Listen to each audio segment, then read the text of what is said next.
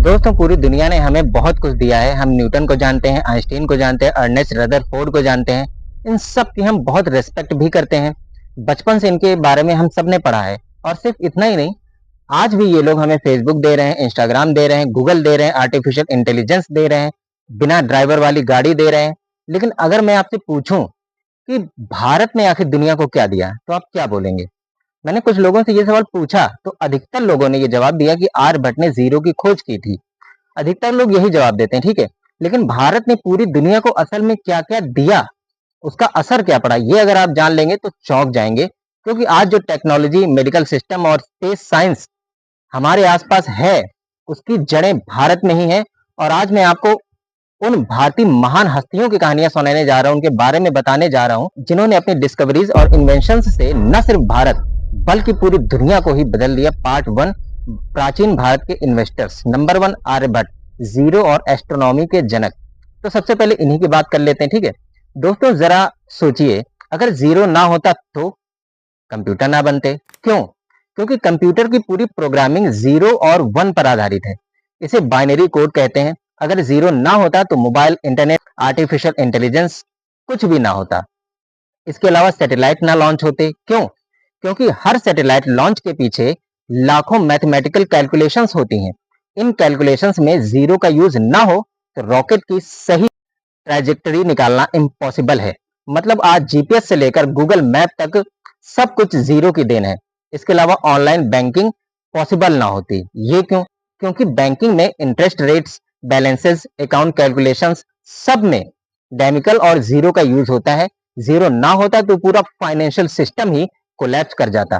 इसके अलावा rocket science कभी शुरू ना हो पाती। क्यों? क्योंकि स्पेस साइंस का हर formula, velocity, distance, orbital mechanics सब जीरो पर डिपेंड है। यानी जीरो सिर्फ कुछ नहीं नहीं है, जीरो वो फाउंडेशन है जिस पर मॉडर्न साइंस खड़ी हुई है।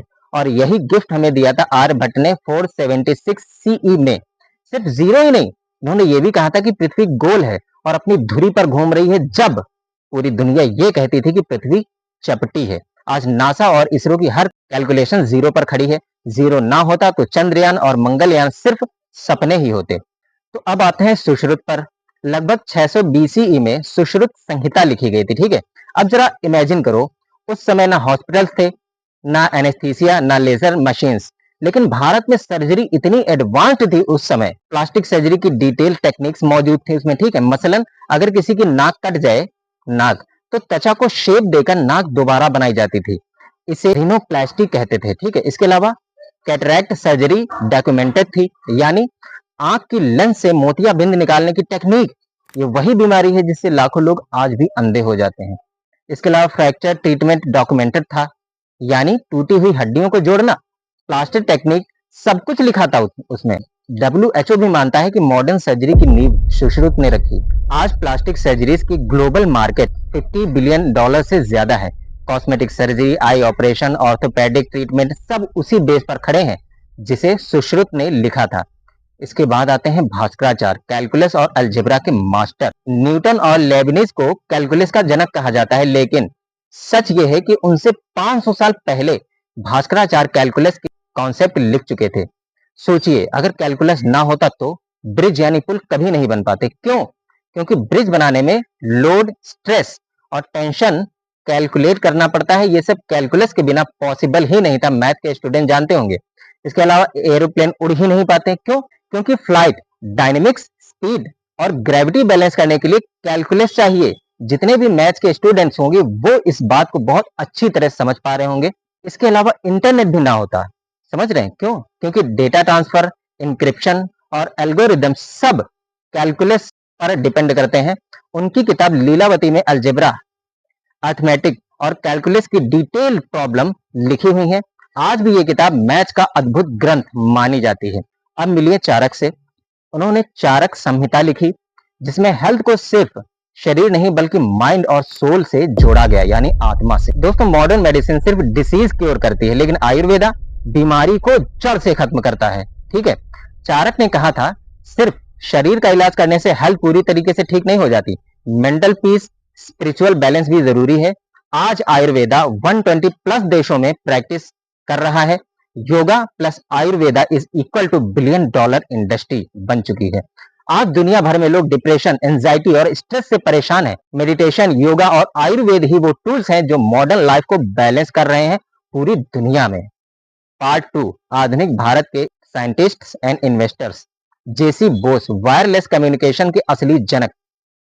दोस्तों, वायरलेस कम्युनिकेशन, आज mobile, wifi, Bluetooth, satellite communication सब इसी पर डिपेंड करते हैं। लेकिन क्या आप जानते हैं 1895 में जगदीश चंद्र बोस ने पहली बार रेडियो वेव पर एक्सपेरिमेंट किया था। मार्कोनी से पहले उन्होंने वायरलेस सिग्नल को 75 फीट दूर भेजकर ये प्रूव किया कि बिना तार के कम्युनिकेशन पॉसिबल है। लेकिन वर्ल्ड ने क्रेडिट मार्कोनी को दिया। और इतना ही नहीं, उन्होंने ये भी प्रूव किया कि पेड़ पौधे, ये जो आप देख रहे हैं, ये भी फील करते हैं, यानी पौधे दर्द, खुशी और स्ट्रेस महसूस कर सकते हैं। आपने सुना ही होगा कि वृक्षों में है जीवन, और इसकी खोज की थी जगदीश चंद्र बोस ने। आज के mobile phones, wifi, radio, TV सब जगदीश चंद्र बसु की खोज पर डिपेंड है। Next, CV Raman. दोस्तों, 1930 में नोबेल प्राइज पाने वाले पहले भारतीय साइंटिस्ट सीवी रमन। इन्होंने रमन इफेक्ट खोजा। इसमें लाइट जब किसी मटेरियल से टकराती है तो उसकी वेवलेंथ बदल जाती है। अब सोचो इससे क्या पॉसिबल हुआ। फॉरेंसिक लैब्स में केमिकल्स और ड्रग्स की पहचान, इसके अलावा स्पेस रिसर्च में डिस्टेंट प्लैनेट्स की स्टडी, मेडिकल डायग्नोस्टिक्स में बॉडी टिश्यू की पहचान, यानी क्राइम इन्वेस्टिगेशन से लेकर स्पेस तक हर जगह रमन इफेक्ट यूज होता है। अब आते हैं भारत के pride doctor APJ Abdul Kalam पर। इन्होंने इंटीग्रेटेड गाइडेड मिसाइल प्रोग्राम से भारत को रक्षा के क्षेत्र में आत्मनिर्भर बनाया। अग्नि और पृथ्वी जैसे मिसाइल तैयार की। इसरो और डीआरडीओ के साथ सैटेलाइट लॉन्च व्हीकल्स बनाए। आज भारत चंद्रयान और मंगलयान जैसे मिशन करता है, उसकी नींव कलाम साहब ने रखी। उनका मिशन हर यूथ के लिए इंस्पिरेशन है। उन्होंने कहा था कि सपने वो नहीं है जो आप सोते हुए देखते हैं, बल्कि सपने वो हैं जो आपको सोने नहीं देते। पार्ट 3, भारत के एंटरप्रेन्योर्स, जिसमें नंबर 1 पे नाम आता है धीरूभाई अंबानी। दोस्तों, कहानी शुरू होती है एक छोटे से गांव चोरवाड़, गुजरात से। धीरूभाई अंबानी बचपन में पेट्रोल पंप पर काम करते थे और बाद में एक सेल्समैन बन गए। लेकिन उनकी सोच हमेशा कस्टमर की जरूरत पर रहती थी, जो कि हर बिजनेसमैन की ही होती है, तभी वो सक्सेस होता है। उन्होंने सोचा भारत इतना बड़ा देश है, लेकिन यहाँ मिडिल क्लास लोगों के लिए क्वालिटी प्रोडक्ट क्यों नहीं है। और इसी सोच से पैदा हुई रिलायंस।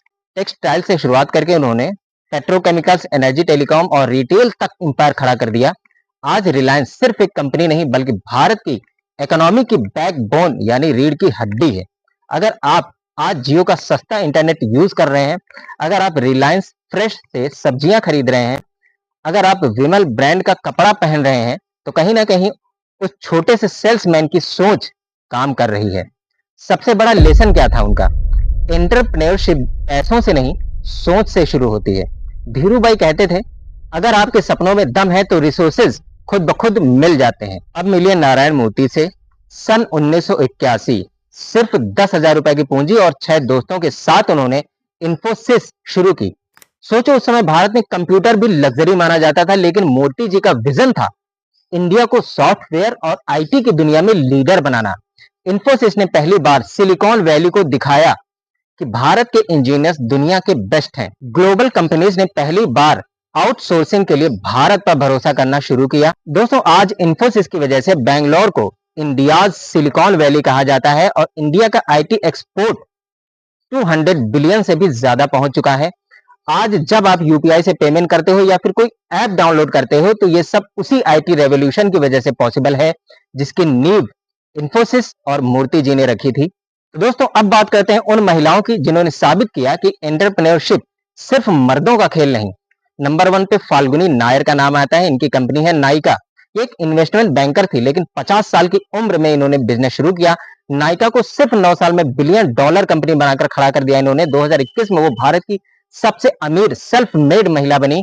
ये बताती हैं कि एज कभी भी बैरियर नहीं बनती। इसके अलावा Vinita Singh, sugar cosmetic, IIT और आईआईएम ग्रेजुएट, लेकिन कॉर्पोरेट जॉब छोड़कर उन्होंने अपने पैशन से कंपनी शुरू की। आज शुगर कॉस्मेटिक्स एक यूथ फेवरेट ब्रांड है। शार्क टैंक इंडिया में उनकी जर्नी देखकर लाखों लड़कियां इंस्पायर हुई। इसके अलावा Kiran Mazumdar Shaw, Biocon, biotech industry की पायोनियर, इंडिया में बायोटेक रिसर्च और अफोर्डेबल मेडिसिन का रास्ता उन्होंने बनाया। आज बायोकॉन ग्लोबल बायोटेक लीडर है।